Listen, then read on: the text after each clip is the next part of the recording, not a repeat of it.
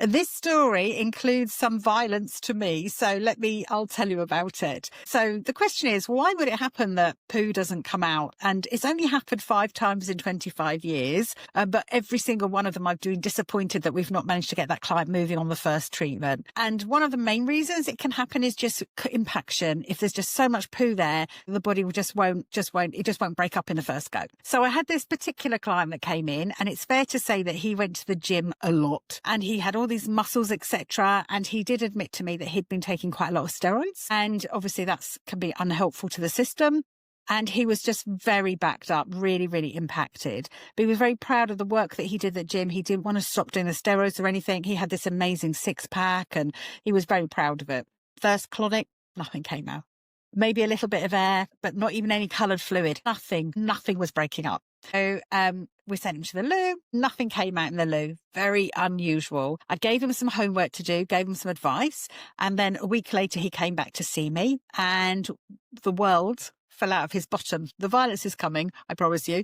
The world came out of his bottom and we went to the loo. The world came out of his bottom. So he released and released. So this impaction, he'd been able to soften it during that week, using some advice that I'd given him, and then it really started to move on his second colonic.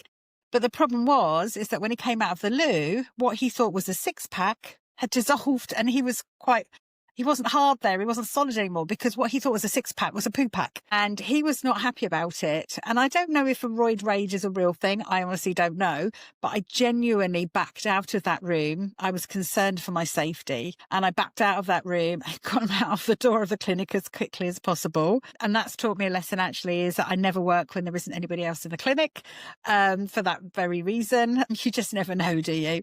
So we have a unaccompanied policy here, so we aren't unaccompanied. But yeah, he was furious, absolutely furious, because he felt that everybody was going to laugh at him when he went to the gym because he'd lost his 6-pack literally in an hour. He'd lost his 6-pack. As long as it's not a poo pack, you're fine to come in. But if you've got a 6-pack that might be a poo pack, just be prepared to have to go back to the gym and do a bit more work.